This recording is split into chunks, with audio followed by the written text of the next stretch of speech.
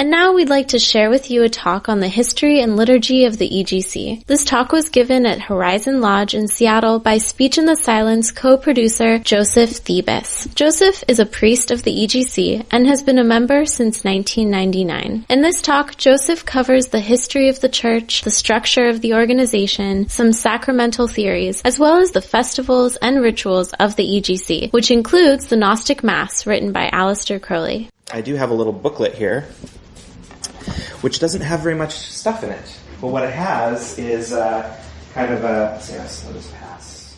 Let me just pass it down. What it has are little headings that are framed as questions. And this kind of forms the outline of what I'll be talking about today. And so if you have a pen or pencil, or if you don't, maybe now would be a good time to find one. And that way you can kind of, as we're talking about each section, you can kind of jot down anything that is new to you or maybe brings up a question that you have. You can jot that down in there, and then you can kind of keep this and later refer back to it. And I guess there's some left over, which I will leave here, and since they're blank, when people pick them up, they won't know what's in there, and so you may be able to answer some of their questions about the material in this class. We'll first talk about the history and the founding of Ecclesia Gnostica Catholica, and it begins with a question, who was Jules Douanel? Well, given this is the first question, you might already have an inkling that he was the founder of Ecclesia Gnostica Catholica, as it was originally. And it wasn't under the name Ecclesia Gnostica Catholica, and I won't try to pronounce the original name because it was French, and I'm not really a French speaker. But he was French, and he had a vision of Jesus Christ, Magick Jesus, as I like to call him. He had a vision of Jesus Christ and was consecrated by his vision of Christ as a bishop, and commanded to found a neo-Gnostic awakening in the form of a Gnostic church. And so he did that, and that's the church that he founded, was the Gnostic Catholic Church. And later he accessed traditional Christian apostolic succession through what are called the wandering bishops. And for those of you who don't know what apostolic succession is in the Christian tradition, they have this idea that Magick Jesus consecrated his apostles, and that then they went on to consecrate other people and consecrate other people. So basically, anybody that has apostolic succession has been touched by a guy who was touched by a guy who was touched by a guy who was touched by a guy, all the way back to somebody being touched by Magick Jesus. So that's what apostolic succession is, and we'll talk more about that and how it does and doesn't have relevance for us. But that's what that's about. Jules Douanel became a bishop originally by being consecrated by his vision, and then later he was consecrated by the wandering bishops, who were kind of what they sound like. They were bishops who wandered around consecrating people to become bishops. And so that brings us to the next question. What is Ecclesia Gnostica Catholica? Well, first, just briefly to talk about what the words mean. Ecclesia Gnostica Catholica, which is the formal name of the church, and it's often translated appropriately as Gnostic Catholic Church. The words themselves, what they mean. Ecclesia means church or assembly, congregation of people. Gnostica, Gnostic. But what does Gnostic mean? Well, it means knowledge. And Catholica, this is often a source of confusion. People wonder if we say you're part of the Gnostic Catholic Church, they think it's some kind of offshoot of the Roman Catholic Church, or that it has some relationship to the Roman Catholic Church. But Catholic, the word as an adjective, means universal. And it was actually an adjective that was applied to the Roman Catholic Church way back when, before it was called the Catholic Church. People used it as an adjective to say, oh, you're part of the Catholic Church. So basically what it meant is you're part of the universal church, and universal in the sense that it is available to anyone. It says it's not specific to any particular ethnicity or nation or culture or familial heritage or anything like that. Anyone can become a member of it, and that adjective is also applicable to our church. So that's how we're universal. It also could be applied to the word Gnostic, in the sense that it is the church of universal knowledge. So that's kind of what the phrase means, Ecclesia Gnostica Catholica, the universal church of knowledge. And that's direct knowledge, as opposed to, in the Christian tradition, we find this tradition that the priests are charged with the responsibility of interpreting Scripture for the congregation, and that when they do Mass, they're transmitting the light of the divine through the priest to the congregation. And it's very different in our organization. Our Gnostic Mass is not acting as an intermediary between divinity and the congregation, but rather is a demonstration of how every individual in the church can attain divinity themselves, within themselves. And so it's a direct knowledge of the divine as opposed to a transmitted knowledge or intermediary knowledge. So on the, I guess I'll also point out that the central activity of the Ecclesia Gnostica Catholica is celebration of the Gnostic Mass. There are other activities such as baptism, confirmation, ordination of deacon, and we'll talk about all of the other activities as we go through this class, but the central and main activity is the Gnostic Mass, and that is also the central public ritual of Ordo Templi Orientis. Now I'll talk a little bit about Theodore Royce. I'm sure in your booklets the next question here is, who is Theodore Royce? So Theodore Royce was the founder of and international head of Ordo Templi Orientis. And he was also the first patriarch of the Gnostic Catholic Church. He reformulated the church when it came into his hands to be an expression of the inner mysteries of the Ordo Templi Orientis. And under his authority, both the order and the church accepted the Law of Thelema.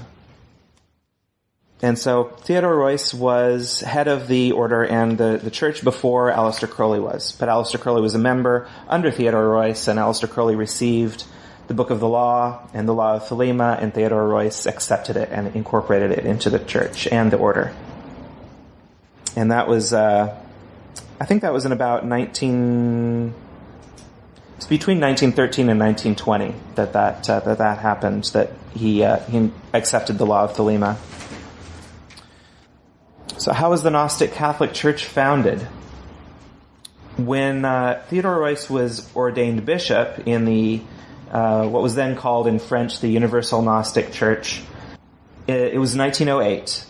And like all the other things that he received any degree of authority, he integrated it into the Ordo Templi Orientis.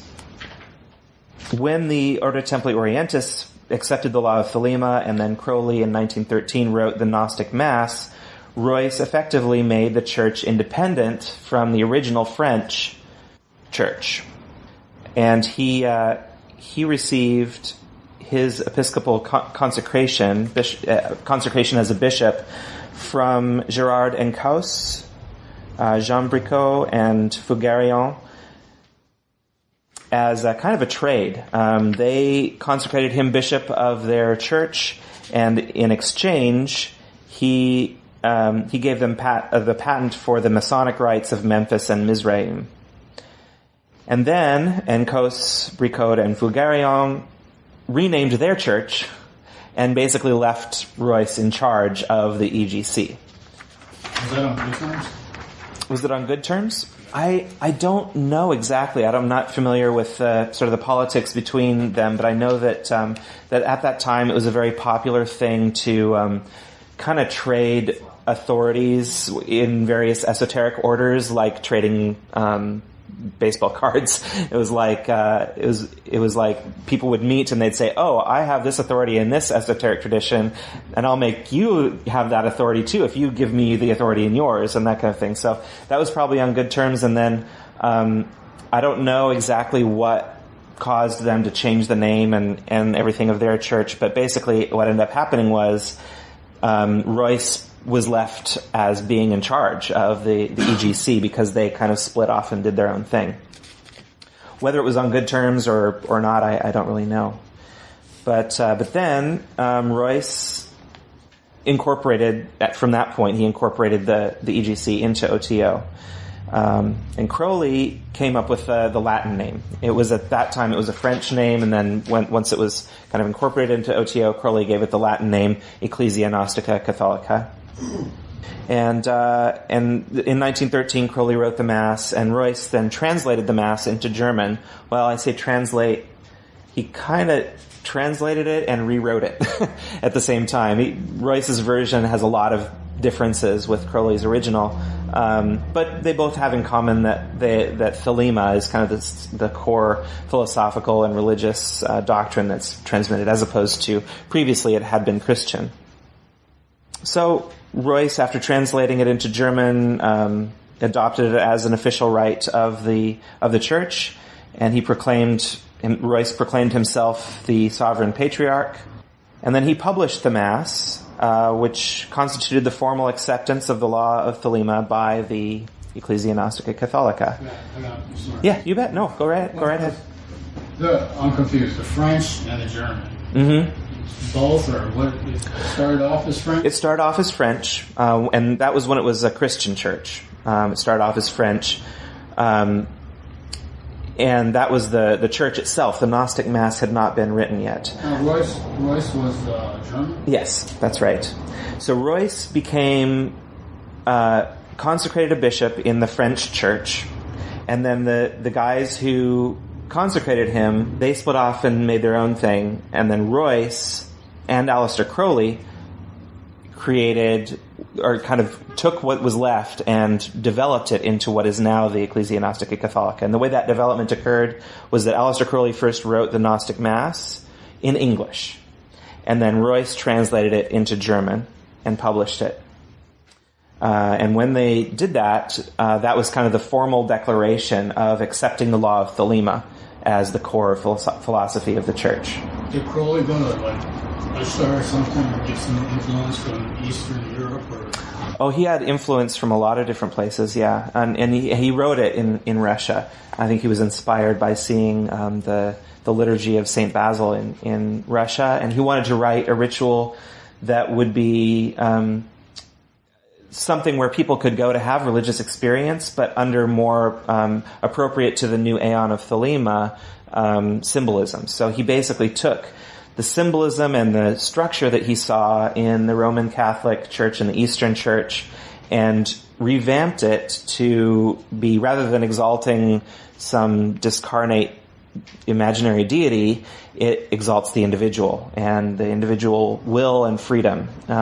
So he basically changed all the symbolism and the import of the ritual, but kind of kept the structure and the beauty of it.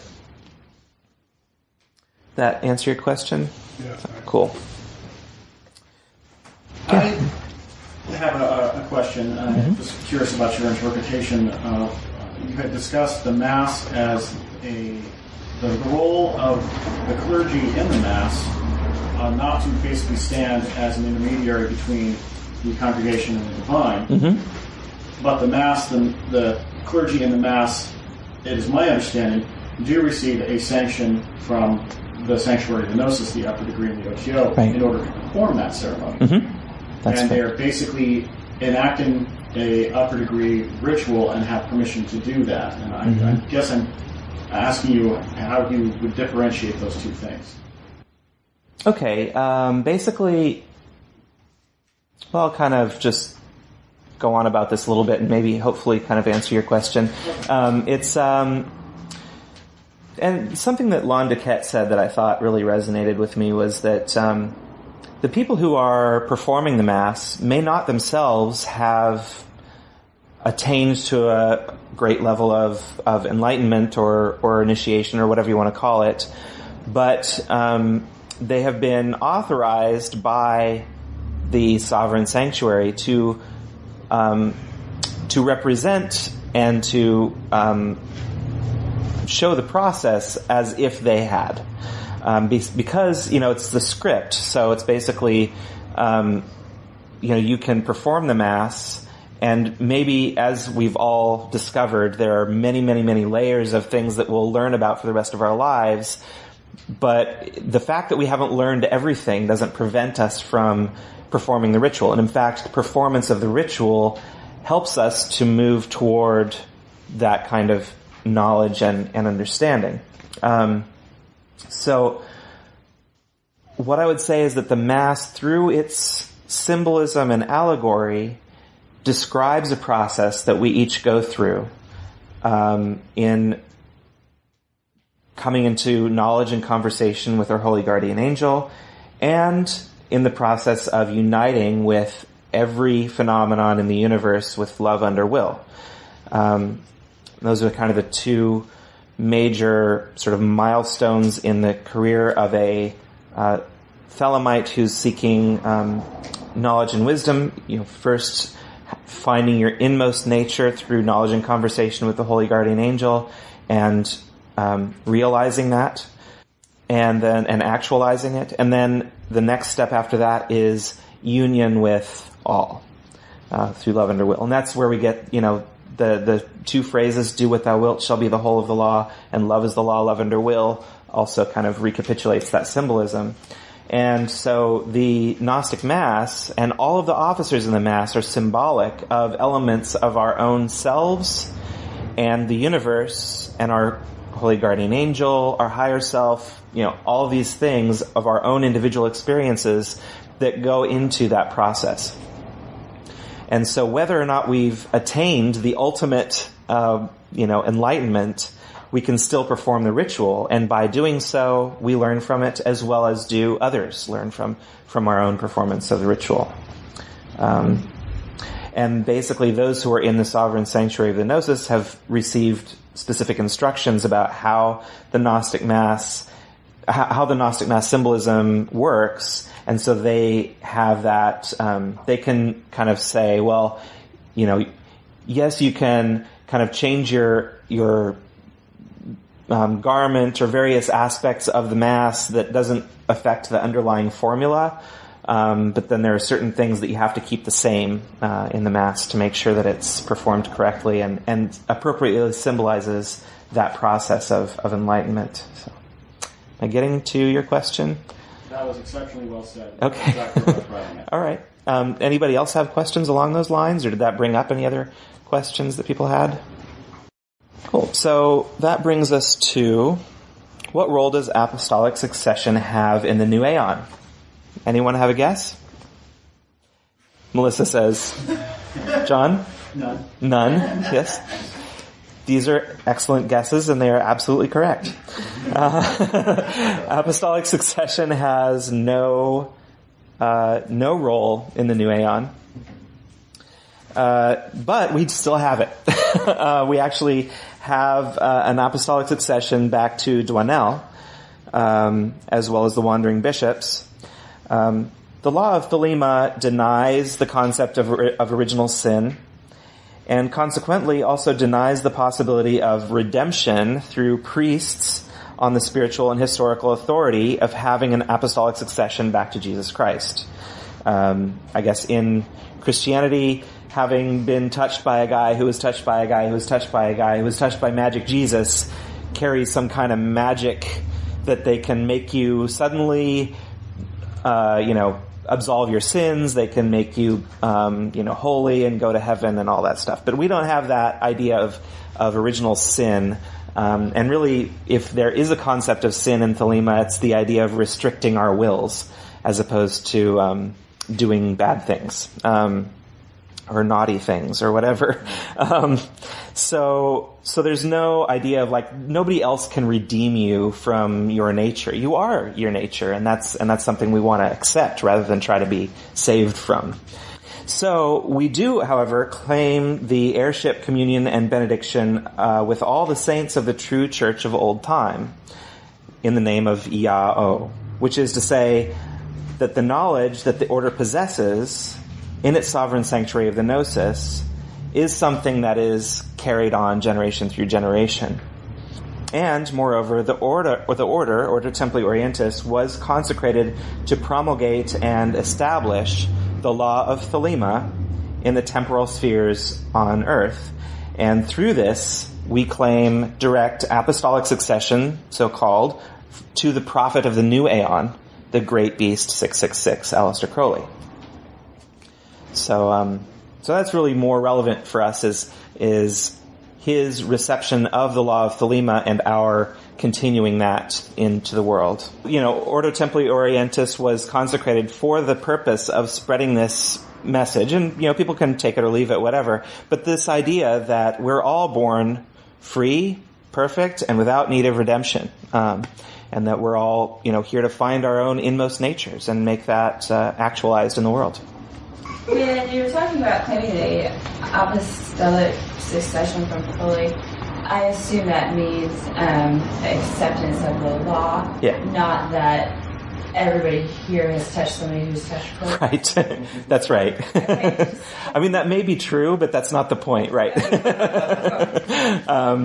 The point is that we carry that, the sort of the apostolic succession or the cognate idea here is that we carry the knowledge that's contained in the sovereign sanctuary of the Gnosis through generation to generation, and we bring the Law of Thelema generation to generation. Not that we are touched by Magick Crowley. There may not be anybody on this earth who couldn't in some way claim to have been touched by somebody who's been touched by Crowley. Right? Yeah, on the Grand Lodge website it says, the E.G.C's ecclesiastical powers are founded on a spiritual succession and a succession of the knowledge from the Master Therion and the constituent originating assemblies of OTO rather than on Christian apostolic succession. So, and also the term bishop, in the Christian tradition, the term bishop carries that implication of that guy has been touched by a guy, etc., has been touched by Magick Jesus. That term obviously doesn't have that same meaning for us. In the E.G.C, bishop simply means kind of what the roots of the word mean, which is somebody who supervises the performance of the Gnostic Mass. So what formulae does the Gnostic Catholic Church claim instead of the apostolic succession back to Christ? Well, we talked about this a little bit already, but we have a doctrine about the existence and completion of what we call the great work, which is basically the idea of finding our inmost nature and actualizing that, and then attaining union with all in the universe. And that idea is founded on what we find in the Holy Books of Thelema, and in the formulae that the OTO guards within its sanctuary. So the theology, doctrines, and sacramental theory of Ecclesia Gnostica Catholica are based on the principles of Thelema. And we find in the doctrines and the rituals of Thelema that it's syncretic in the sense that it will take symbolism from any other tradition and kind of revamp it to communicate Thelemic ideas. So we see that with the Gnostic Mass. We see it with things like Liber Resh, which is the fourfold adoration of the sun, and that's kind of been inspired by the Muslim practice of Salat, which is the fivefold prayer. We also find saying will over meals instead of saying grace over meals. The banishing rituals, all of these things have been taken from a variety of other sources and then kind of revamped to suit Thelema and to promote that idea of the sovereignty of the individual. Okay, so the organization of the church. How is the church organized? And this is just basically a question of, the actual hierarchy of the church. We have the patriarch or matriarch. There hasn't been one yet, but there could be. Patriarch or matriarch as the head of the church. And that person is identical with the international head of the Ordo Templi Orientis. And currently that's Hymenaeus Beta. The patriarch appoints primates. That's not monkeys, but rather Primates is just a word meaning sort of first or foremost person, who is kind of, the primates are sort of the head of their national regions. So in the United States, we have primate Sabazius, and that person, whoever is the primate for any particular area, is also identical with the National Grand Master General for the OTO in that area. So there's 3 places where there are national Grand Lodges: the United States, Australia, and the UK. Everywhere else is considered under international, and that's all kind of falls under the supervision of Hymenaeus Beta. But in the United States, the UK, and Australia, we all have, each of these 3 places have a primate. And also, in the international sense, there are also sort of presiding bishops or sort of archbishops who kind of act as the patriarch's representative in that area, since those areas haven't reached the level of development of a Grand Lodge.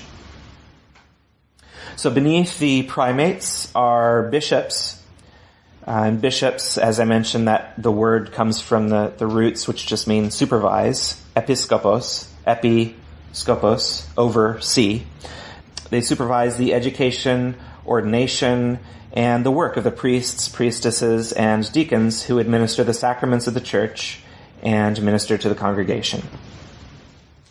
And I'll just emphasize that both men and women can be appointed to any and all of these roles in the hierarchy of OTO. It's not a male-dominated or female-dominated thing. It's every man and every woman is a star. Okay, I'll go on to what sacraments does the Church administer? Well, there's a few different theories about sacraments out there, and I would encourage you to go read about them. I think Tau Polyphilus has his own idea of the sacraments, and there's a few other people who've written on it. But in the United States, our primate Sabazius has put forward his idea of the sacramental theory of the Church, and he has attributed each of the sacraments to a planet, one of the classical planets. So we have baptism, corresponding to the moon, confirmation, corresponding to Mercury, marriage, corresponding to Venus, ordination as a sacrament, corresponding to the sun, Sol. We have will, which is, as opposed to grace, will is attributed to Mars, and Eucharist, which is attributed to Jupiter. Oh, and then finally, the last rites, which are attributed to Saturn. And we'll talk about each of those a little bit, but that's kind of the overall thing. And I want to mention, too, when I said will as opposed to grace, that is the idea of will, not saying will over a meal, but rather the idea of having a will is itself a sacrament, and attaining your will is a sacrament. And just, so briefly I'll just talk about each of these sacraments. So baptism, we have a ceremony written by Sabazius under the name Tau Apirion, which is his sort of bishop name. And that's the ceremony that will be done tonight.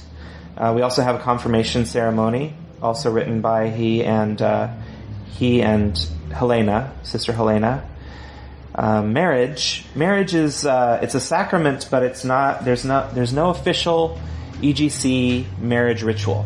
There are rituals that are done very frequently, and the main one I'd say that's done most frequently is the one that is combined with the Gnostic Mass. But there are many rituals, and of course anybody can write their own ritual. The idea of marriage in Thelema, anyone who unites with someone else with love under will is de facto married to them in that moment. Whether that marriage continues or whether it's just for a moment, that is sort of the idea of marriage under Thelema. And so being married is something that happens and it's a fact. And doing a marriage ceremony is really more of a celebration and blessing of that existing marriage. I like the way Tau Polyphilus, Dionysius Rogers, put it. He said that a marriage ceremony doesn't make you any more married then a funeral makes you more dead. If you're married, it's just a fact of existence, and that's just the way it is. And a ceremony is there to celebrate that fact and maybe bless that marriage. And because of that, marriage doesn't have any particular.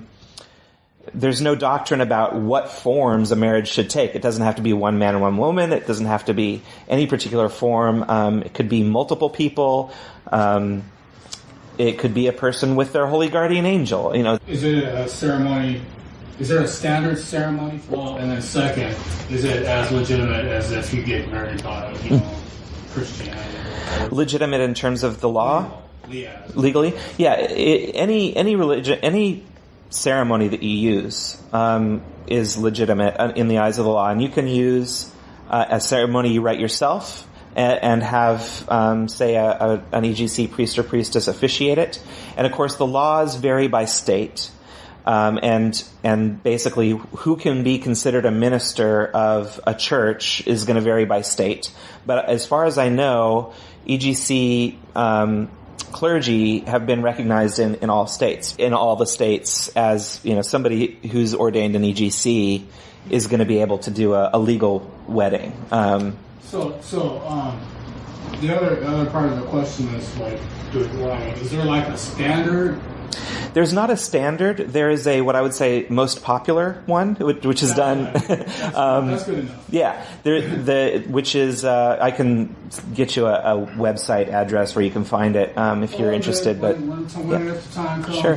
That's right on. I'll be like all enthusiastic. Yeah, sure.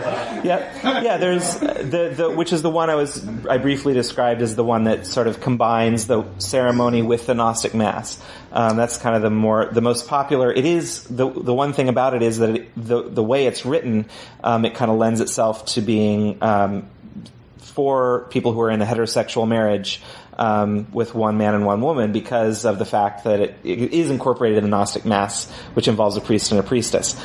So if for those who aren't heterosexual or who want to have a multi-person marriage, it doesn't work that well.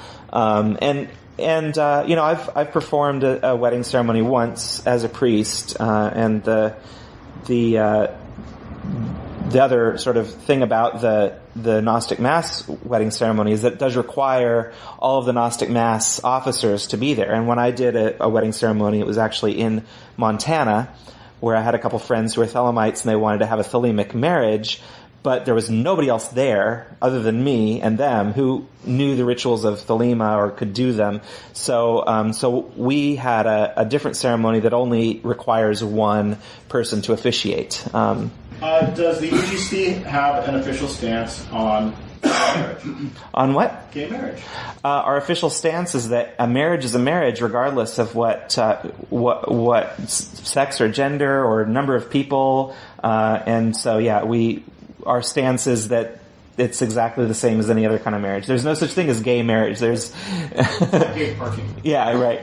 I mean, marriages are joyful, and in that sense, they're all gay. But yeah. I just wanted to make sure. Yeah, absolutely. I think another way of saying it would be that the E.G.C. doesn't care if the marriage they're performing will be upheld by the law of the state. Yeah, that's a good point too. Right. That's not our business. Yeah, really, it really isn't. Right. Right. Yeah. If we were to perform, we would perform a ceremony of marriage of two people of the same sex in a state that doesn't recognize it. We don't care. Well, we would like it if states would Right. Yes. Right. As far as, exactly. But as far as our ceremonies are concerned, the state's involvement has no relevance. Right. Yes? What's the E.G.C. stance on members and non-members, like E.G.C., non-E.G.C. marrying? Do they have interfaith ceremonies in that fashion? I think it's really up to the individuals, and I think that's a rather broad hypothetical situation, and so I'm not sure. I mean, there could be. I can't imagine a situation that there would be a problem, but I don't want to rule it out necessarily. When I did a marriage up in Montana, one of the people who was getting married was an OTO member and a member of the church, and the other one was not. But there was no trouble with that at all. So I think it would probably be fine as long as, the person who was doing the ceremony was okay with it and the people who were involved in the ceremony were okay with it. I think it'd be fine. Good questions about marriage. And just to stress that marriage, there's no official marriage ceremony in the order. There are a number of them that have been written, and people can write their own. Other sacraments we have here: ordination. Ordination as a deacon or as a priest or priestess or as a bishop has as a necessary requirement also initiation in the order. For example, deacons have the requirement to be second degree OTO. Priests and priestesses have to be Knight of the East and West. Bishops have to be seventh degree. So prior to ordination, whether it's marriage or baptism or confirmation, you can receive those sacraments whether you're an initiate or not. And people can take baptism and confirmation and be members of the church without taking initiation in the order. But, so that's ordination. And I mentioned with will, that's the concept of actualizing one's will, as opposed to in the Christian tradition, they have a sacrament of grace, which is where it's this idea that you receive grace from God. Well, in our tradition, we have a will, and doing it is a sacrament itself. Eucharist. Eucharist is, I forget what the... Charisma. Eu is good or well, and charis is it's like grace, actually, grace or favor. Or blessing. Kind of, divine thing. Mm-hmm. Mm-hmm. So Eucharist in Thelema, the idea is that we're taking elements of the lower life and using that to feed the higher life. And so whether that's in the Gnostic Mass, we take the elements of the cake and the wine and use that to accomplish the great work by feeding our spiritual selves. What's the line in the Mass? For as much as meat and drink are transmuted in us daily into spiritual substance, I believe in the miracle of the Mass. And so that, again, refers to a daily Eucharist. So when we say will over a meal, we're consecrating our food, the elements of the lower life, to feed our higher life of attaining the great work. And there are other Eucharistic ceremonies that have been written. Aleister Crowley had the Mass of the Phoenix, for example. There's been others that people have written in modern day as well. And you could write your own. And Crowley has a chapter in Magick and Theory and Practice on the formula of Eucharist and talks about a variety of different approaches to doing Eucharistic ceremony. Okay, then there's the last rites corresponding to Saturn.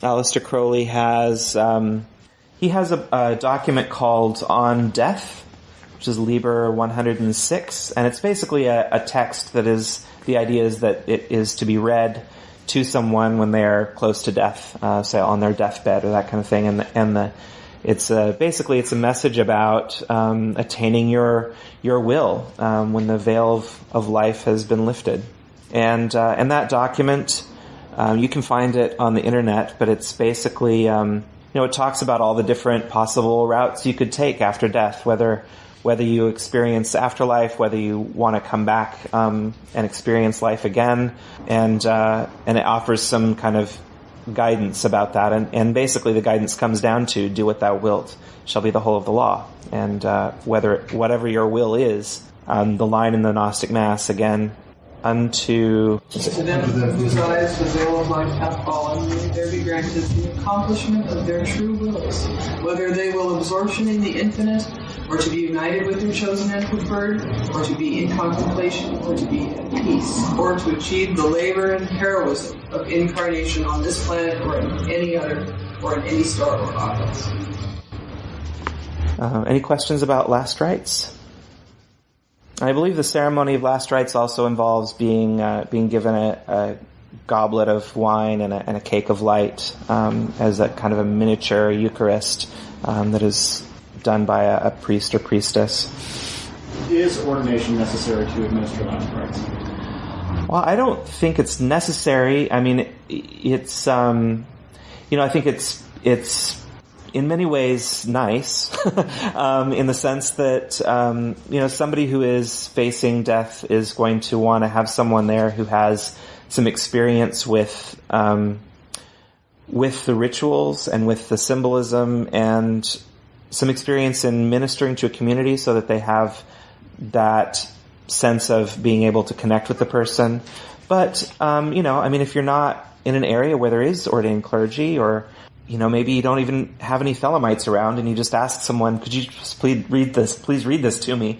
I think the important thing is that you have that moment of being able to reflect on what your will is and considering these issues before death. And that's really what the last rites is. And I think that, there are ideals and great ways to do it, and there are ways that you just have to kind of come up with in the moment based on your circumstance.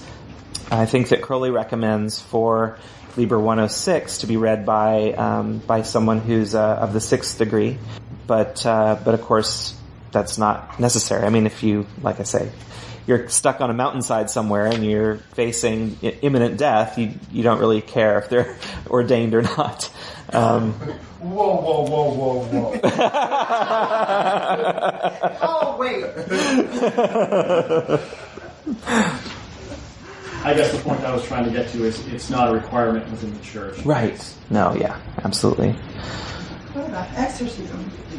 Oh, exorcism is not. There used to be exorcism in the order, and there's been, of course, there's exorcism in the Christian tradition, but no. Actually, Sabazius has said that I don't have his wording right here, but he said something to the effect that basically exorcism is it's superstition, and it's really, and it's, I think, mistreating people who may need to have some psychiatric help, rather than having some kind of magic ceremony performed on them. They might just need to go and see someone who can help them. So yeah, I think we don't do exorcisms. Yeah. Any other questions about the sacraments? Thank you, Joseph, for that interesting talk on the history and liturgy of the E.G.C, the ecclesiastical arm of the OTO.